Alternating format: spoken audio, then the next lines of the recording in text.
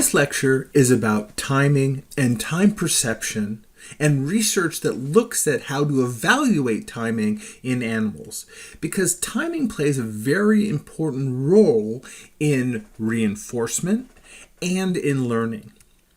So some of the first experiments that was done on time perception was done by Pavlov. And what he did was he presented a light that stayed on for a given amount of time. And at the end of the time, the animal was given food. The animal naturally salivates to the food, and in typical Pavlovian association, the light and the food are connected because they're presented together. But they're presented together in temporal contiguity, not when the light first comes on, but when the light has already been on. And so after a lot of this training, the light would come on, the animal wouldn't salivate. He wouldn't salivate for a given amount of time until it approached the time where food would be presented after the light.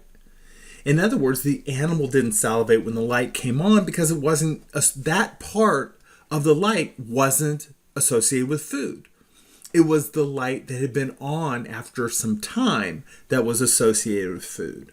Pavlov called this the inhibition of delay, because he said the first part of the light, the first few seconds, let's say the light is on for 10 seconds, the first 5 to 7 seconds is not associated with reward, ever.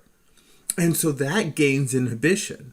But the perception of time towards the end, 7, 8, 9, 10, that is associated with reward, and so time and the light becomes the exciter.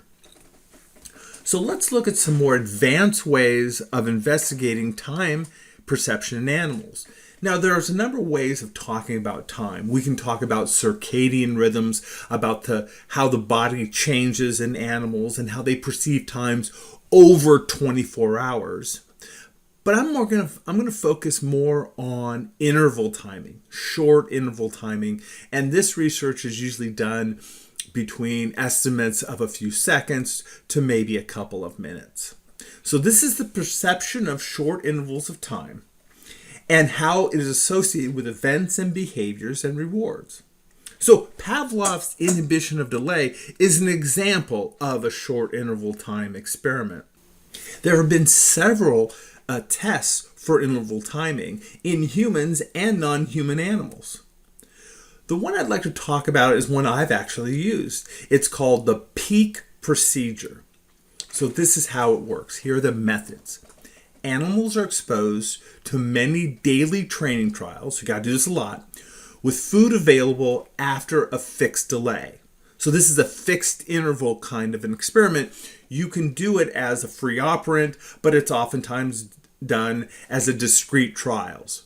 So it might be that a light comes on, and if the animal responds, if it's a rat, presses a lever, or if it's a bird, pecks a key, after 10 seconds have gone by, after 20 seconds have gone by. And the animal's hungry, and it doesn't have a watch, so it begins to peck as that time approaches after some training. The animal's first response after the delay, that's when they get the reward. Now, in order to estimate time perception, we can implement what are called probe trials. So let's say the light comes on and food is available after the first response after 10 seconds. We got a lot of training. And maybe we do 20 of those, but the 21st, the animal doesn't get any reward. And we want to know, of course, when it pecks or presses the lever as it approaches that time, but also when does it stop? When does it say, oh, this is one of those trials where I don't get anything and that time really has passed? So I did some work with this with a bird called a starling. It's a pretty little bird, European starling. They're found all over the United States. And I had a stimulus like this that was on a fixed interval. We did discrete trials. And maybe the animal would peck the key after 5 seconds. Right at 5 seconds, it would really start pecking. So it would peck a little bit before 5 seconds because it wasn't estimating time perfectly well.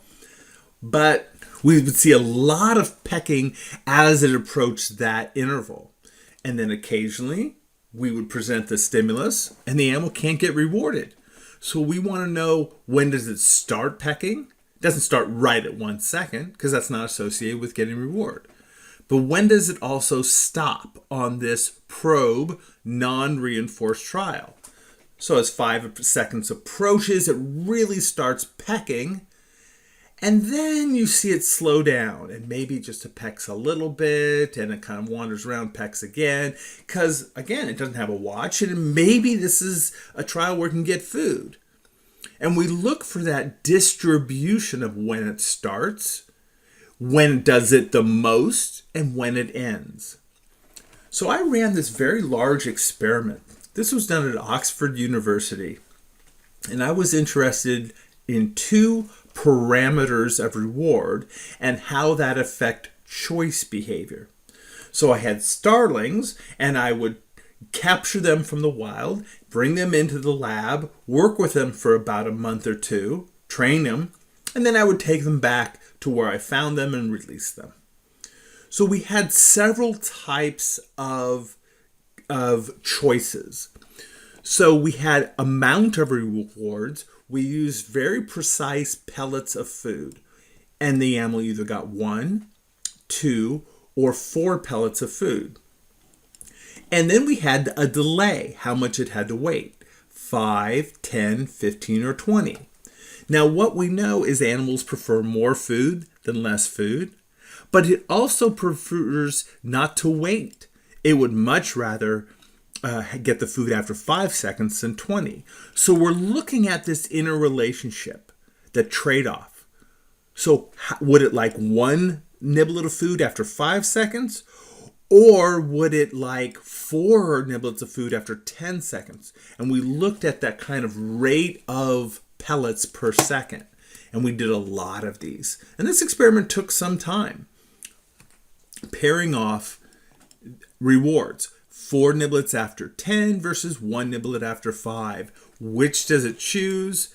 And what proportion of choice? Tells us a little bit about how it values amount and how it perceives and values delay. Now, I'm not going to give you the results of the preference because that is about how amount influences and delay influences choice. I could do that in another lecture. But I am able to show how the animal perceived these different amounts of time, 5, 10, and 20 seconds. So let's take a look at how this experiment was done. So here's actually a picture of the kind of cage I used. Here's a little starling. It took a little training, but what the animal is going to do is it's going to start a trial with this green light comes on. That tells them it can go ahead and start. We had discrete trials with a full minute inner trial interval. And then it got to choose between these 2. We had different types of trials. So in a choice trial, the green light would come on. As soon as it pecked it, we knew it was ready to go. And then we had the stimuli flash like this. And these stimuli, a circle, was associated with a very specific parameter of reward. For example, the circle might be you get 2 niblets of food after 10 seconds. And that's always what the circle represented. And maybe the line, the diagonal line, always represented 1 niblet of food after 5 seconds. Then it made its choice by pecking it. They would stop flashing. One would remain on, the other one would go off. And it would stay on for that parameter of reward that it was associated with, that time. The delay, and then the animal would get food. In addition to giving them choices, we wanted to make sure they knew what each symbol represented. Again, this is training that the animals would get for several hours a day over several weeks. And in this case, the green light would come on, the animal would peck it, and then a single stimulus would come on. It doesn't get a choice, but it has to experience this stimulus. It would peck that, and then it would stay on for a given amount of delay, and the first peck after that, it would get food. So for each bird, a symbol represented one of these dots were represented by different symbols, and they would get all these pairings, and we would see, well, does it prefer 4 out of 10 to 2 out of 20 after 20 seconds? So here's the kinds of stuff that we found, because we get the pecking number of pecks per second. We ran several birds and we averaged their pecking rate. And if you look here, these are the two types of rewards, 1 after 5 seconds and 2 after 5 seconds. This was a 5-second fixed amount of time that had to go by. And these are the probe trials. So you can see here that they were still pecking after 10 or 11 seconds. The probe lasted for 3 times the interval. And it would peak, that's why they called this a peak procedure, around that interval, but we would get this distribution. In 10 seconds, the animal, so we had 3 that were associated with 10 seconds, 1 nibble of food, 2 or 4. And you would see that the pecking rate tended to be highest at the beginning. They tended to, when it first came on, they just went and pecked it really quick. But then they stopped. And then as the time approached, they would peck more and more. This is, again, a probe trial. They don't get rewarded here. And then they would slowly stop. And finally, they wouldn't do it at all. And they'd have to wait to the next trial and hopefully get food on that one. And this is 20. And one thing I want you to look at here is the fact that the distribution, the width of this curve increases with more time. And we're going to get to that in a second. So responding peaked at the time of reward because they had a lot of trials where they got reward. They only have a few probe trials occasionally to look at time perception. We also found that the more food they got, they would show this really a higher peak with more food, but then it would die off quickly. So that distribution of pecking behavior that I saw in my starlings represents what's called Weber's law of perception. So Weber's law is the fact that, as defined, understanding what's called just noticeable difference and how that changes. A just noticeable difference is simply the minimum intensity at which a person or animal can detect 2 stimuli as different at least 50% of the time. And what we find is that as the intensity of the stimulus increases, the just noticeable difference has to increase as well. They have to be more and more different from each other. Simply put, error in perception, the error of perceiving 2 stimuli as similar or different, that error increases as the intensity of the stimulus increases. This is just a law in the idea of perception, but I'm going to apply it to timing here in a moment. Let's give a few examples of Weber's law. Suppose somebody's sitting in a relatively dark room. There's not a lot of light. See, Weber's law of perception applies to light intensity, sound intensity, weight, a lot of things. If you added 1 candle, they would say, oh, I notice a difference. Let's say that candle is behind them and it changes the light. And they go, oh, I notice a difference from this to this with this 1 candle. I notice it. However, if there's a higher intensity, in other words, a lot more light, and I add again a single candle, that person would be like, I don't notice a difference. In both cases, I added 1 candle, but I don't notice a difference because the intensity increases. I would have to add proportionally more light to notice a difference. We see this in a lot of things. For example, can you tell that there's a difference in number of dots between this box and this box? Hopefully you can. Hopefully you go, oh yeah, this one has more than that one. And in fact, this one has 10, this one has 20. And there's a 10 difference between the 2 dots. Oh, I notice a difference. But can you notice a difference between these 2? This one, again, there's 10 more in this than this. And yet, a lot of people might, if not knowing that the numbers are there, just looking at the boxes, they might say, oh, I don't notice a difference, even though in both cases we have a difference of 10. And in fact, I would have to add proportionally more. Maybe this would have to have 130, 140 before we could reliably say that there's difference.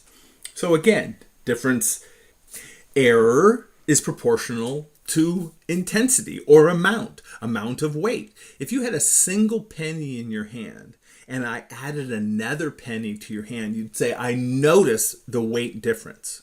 But if you're trying to hold 15 pounds in your hand and I add a single penny without you knowing or seeing it with your eyes, you might not notice that difference. I'd have to add proportionally more to get that just noticeable difference.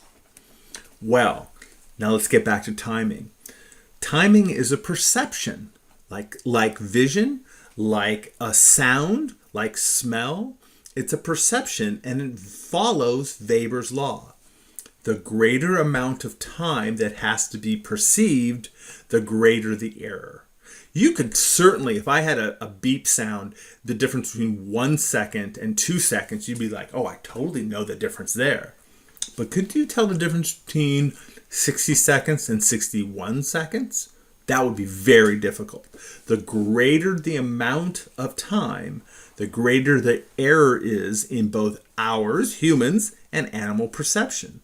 Longer times are perceived and are remembered with greater variance. That variance is the error that I'm talking about. Variance, or error, is proportional to the interval being timed. And in fact, if I had 2 times 60 seconds and I try to determine how much time would I have to pass for you to notice the difference between a beep that lasted 60 seconds, I'd have to add maybe 65, 66, almost 70 if you're like, oh, yeah, those two are different. But the difference between 1 second and 2, or between 5 and 6, you might be able to determine. This is known as the scalar properties of timing. The scalar properties of timing are Weber's law applied to timing. It just simply means the more time, the greater our error in its perception, in our accuracy in the error of perception. We're no different than any other animals. They have scalar properties as well in the same way. So let's say I asked for you to estimate, I don't know, like right about 6 seconds. And by the way, I did this experiment. I brought students into a lab. I had a light come on, and I said, what I'd like you to do, without counting 1, 1,000, 2, 1,000, I just want you to press the button when you think that light has been on, or that symbol has been on, for 6 seconds. And they would just press the button. And I just asked them not to count. And if I ask them to do maybe 12 seconds, you can see we get a greater distribution. This is a normal curve, this is a bell curve, and the width of the curve is a measure of error. And if I ask them to do 18 or 20 seconds or 40 seconds, we would see the error. And here are actually the results. I did an experiment with 10 seconds, 30 seconds, 60-second intervals, and I just simply asked them to tell me when they thought this amount of time had passed. I had 2 conditions. In one, just press the button when you think 10 seconds has gone by, a little 10-second symbol comes up, and when you think 10 seconds, when that symbol's been on for 10 seconds, you press the button. And also, I had a condition where I told them how much they were off. I wanted to know if they could learn to be better at time perception. And these are the results from the actual experiment. So the feedback ones, you can see here, first, the distribution, the error distribution increases with more time. That's the scalar property of time. And feedback seemed to narrow that a bit, seemed to improve them a bit. But we get the scalar properties of time in time perception. This was kind of like the peak procedure, but instead of having them press a bunch of buttons, when to start and when to stop, they got to just press it once, but they did it for several trials. Okay. So there are several theories of time perception in animals, including humans. And the one that's gotten really the most attention, I'm going to talk about two, is the scalar expectancy theory of timing. The scalar expectancy theory of timing. And it involves several components of both perception and memory. So first, there is an assumption that there are areas in the brain, probably nerves, and we know this to be true, that are firing at in a rhythmic way. We call them pacemakers because they're very steady in how they fire. They've been found in different areas of the brain. The hypothalamus is one area. And the idea is that when we want to perceive time, we want to perceive 10 seconds or 20 seconds, we start paying attention to those pacemakers. And there's a number of pulses in those nerve activities over a given amount of time. Now, what we do is we start, as the theory goes, putting each of those pacemaker intervals, beep, beep, beep, beep, we put them into our working memory. Remember, working memory is just short-term memory where we're trying to solve a problem. And essentially, we're keeping in mind the number of times that we have accumulated a pacemaker impulse. Beep, beep, beep. And it's collecting them. Almost like dropping marbles into a glass jar. 1, 2, 3, we're collecting them. Then we also have something that is reference memory, sometimes called long-term memory. This is just what you've experienced in your life as 5 seconds. And what you've experienced in your life as 5 seconds, whatever we're asking you to time, you've had experience with that.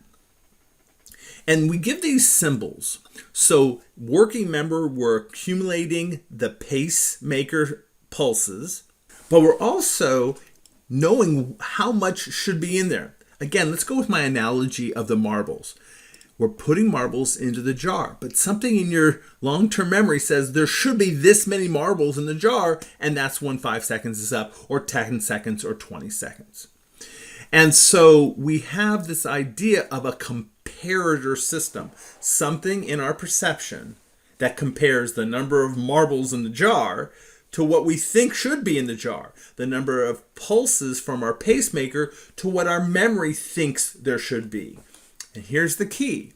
Our memory is error prone. Our memory of time is an error-ridden thing. It is scalar in nature in that it follows Weber's law. Reference memory of how much 5 seconds is not perfect. Unless you're staring at a watch, it's not perfect. And that error in judgment in your reference memory increases the more time that has to be estimated. So the error in your memory of what 5 seconds is not too bad, right? It probably has some distributions between 4 and 6. But if I ask you to remember, what 30 seconds is, well, that's got more error to it. The scalar expectancy theory says that it's constantly comparing reference memory to what is happening now, what you think should be in the jar and what is now accumulating in the jar. And there is a theoretical threshold when these two get very close to each other, some limit. Well, I'm trying to estimate 20 seconds, and I kind of have an idea in my reference memory, N star here, of what 20 seconds is. But I'm also estimating the time passing. Without counting, I'm just trying to estimate. I'm filling up my jar with these pacemaker impulses from my pacemaker neurons, and I'm simply comparing the two. And I have this idea when those two things get close enough to each other to meet some threshold, that's when I'm going to start responding. So an animal does the same thing theoretically. It has some experience because of the training we've given it, how long 20 seconds is, and now it's sitting there and the stimulus is on there and the pacemaker is going and it's hungry, and it's like, well, when I get close enough, in other words, I get below my threshold, I'm going to start pecking because I'm really hungry. I want food. But then eventually you're going to get past the threshold. This number is going to get the accumulated pulses, N here, are going to fill up that jar so much, there's going to be such a difference between what you think 20 seconds is and how much time has passed. You've bypassed your threshold. It is comparing those two. And so imagine, if you will, an animal estimating 20 seconds. It gets 20 seconds. After 20 seconds have passed, it pecks the key, it gets food, and it's hungry. Maybe because there's a lot of error there, right about 16 seconds. Okay, it's close enough. What has accumulated and what my memory is of 20 seconds, they're close enough. It's reached that threshold. I'm going to start pecking. Peck. But if this is a probe trial and 25 seconds have gone by, well, now it's starting to get past that upper limit threshold, and it will slow down and start doing it.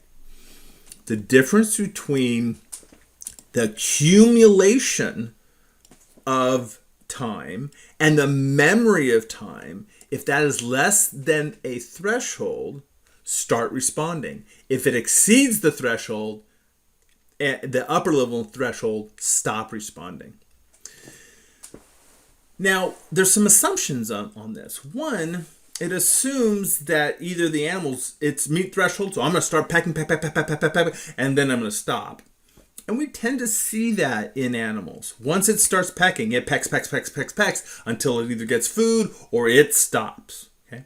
So this, by the way, this theory was developed by Gibbon and Church. It's a very famous theory, and I've actually worked with it a lot. Looks like this. This is how they mapped it out. So imagine there's a pacemaker. This is neuronal in nature, theoretically. Something is happening. It might be metabolical, but people oftentimes think of it as just nerves firing at a certain pace. Now, a light comes on, and the animal's like, that's the symbol for a 20-second interval. It's had lots of experience. So a little switch theoretically happens where it starts putting these pacemaker impulses, N, in an accumulator. In my example, the accumulator would be the jar. And the pacemaker, the N, is filling the jar. Those are the marbles. Bing, bing, bing, bing, bing. It's filling up. Now here it has reference memory of how much time 20 seconds is. The animals had a lot of experience. We've been working with it for days. It has a lot of trials with 20 seconds. And it's simply comparing the two. How much is the jar filling up, and how much should that jar be full before I can start pecking, get my food? Well, after only a few pulses have gone by, 2 seconds have gone by, what's the use of pecking? They're not even close to each other. But there's error, there's variance, and maybe 15 seconds. And the animal doesn't have a watch, so it doesn't know 15 seconds. It just says, these are starting to get close to each other. These are starting to get close.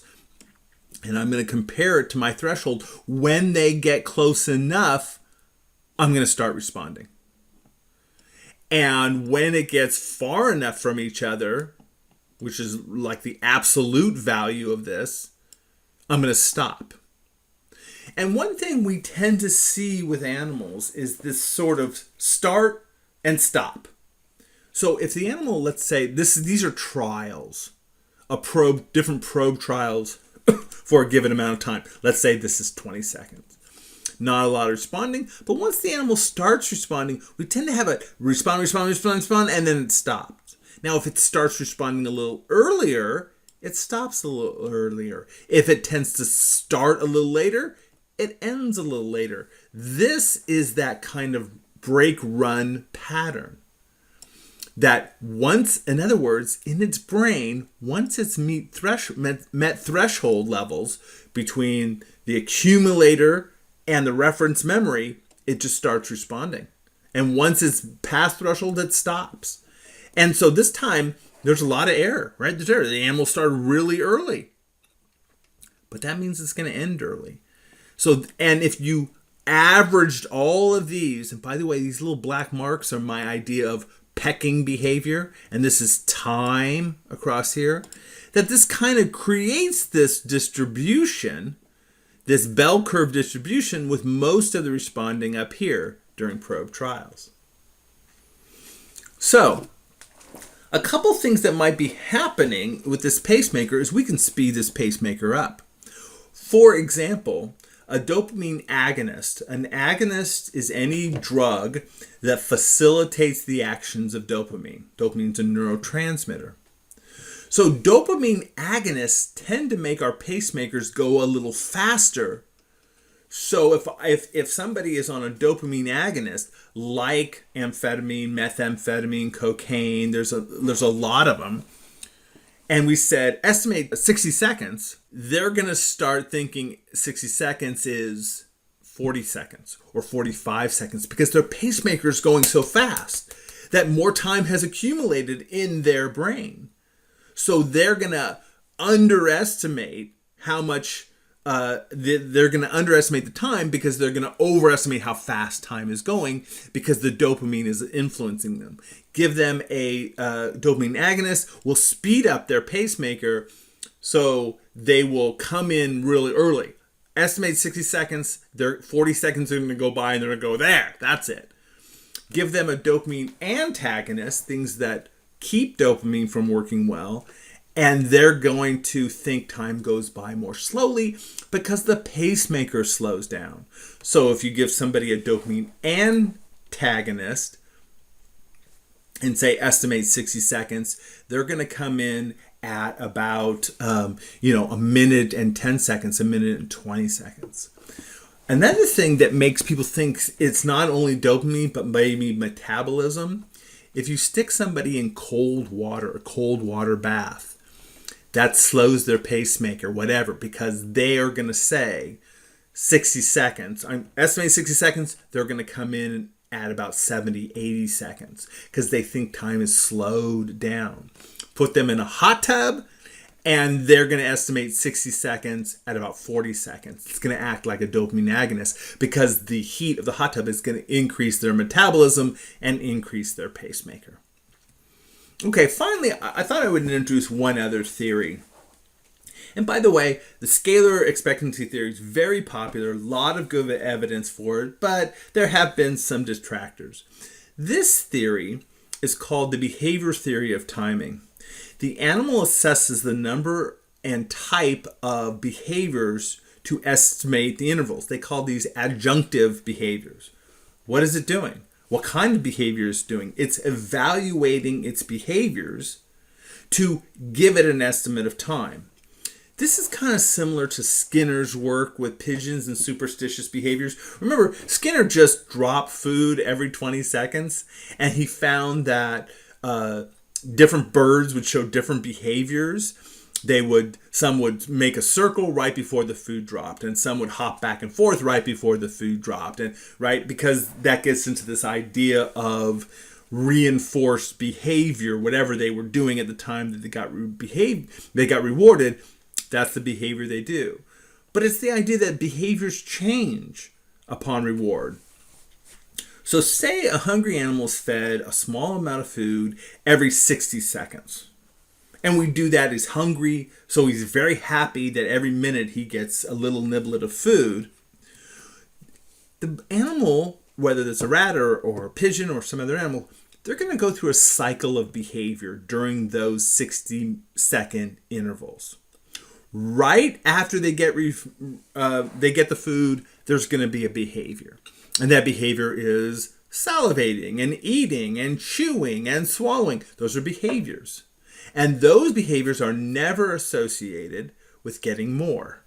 So they aren't going to be over there pecking or pressing the levers or everything, right? So every 60 seconds they press the lever, then get food, or peck a key and get food.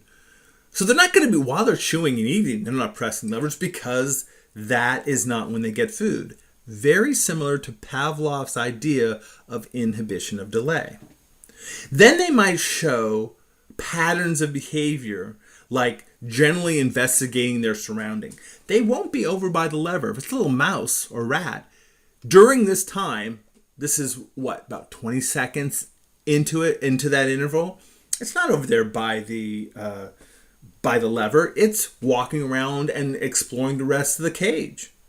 And it might also start showing some grooming behaviors. Well, when it's grooming, it never gets rewarded. That's not the time. But it's assessing its time. When I'm eating, I don't press the lever and get reward. When I'm searching around the other area of the cage, I don't get reward. When I'm grooming myself, I don't get reward. And then as the time approaches to 60 seconds, they start hanging around the lever. They called this pre-food focal searching, right around that area where they get the food and right around that lever.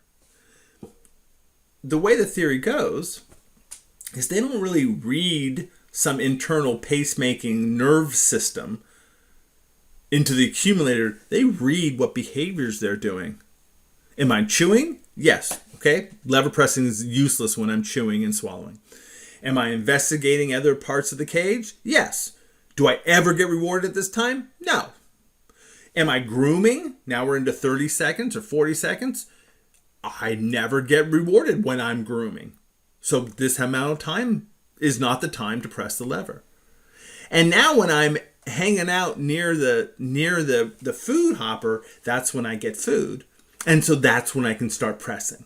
So they're assessing their changes of behavior to estimate time. And this is a kind of an image that's oftentimes shown with this theory, right? These kinds of changing, sniffing and grooming and walking and lever pressing. And then they go through this cycle of behavior that eventually gets them to being around that time. They still have error. But this is how they're assessing their time. And that can have a lot of error.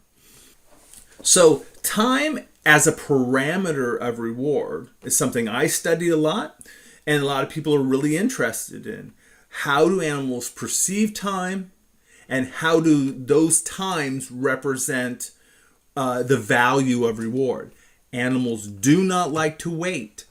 There's a lot of evolutionary reasons why waiting for reinforcement is bad. You could lose it. Some other animal could get it. That time could be spent doing other things like hiding from predators or seeking out mates or getting other food sources. So waiting is bad. But as you know, humans don't like waiting either. And a lot of our understanding of economics and choices in economics come from research on how animals perceive time.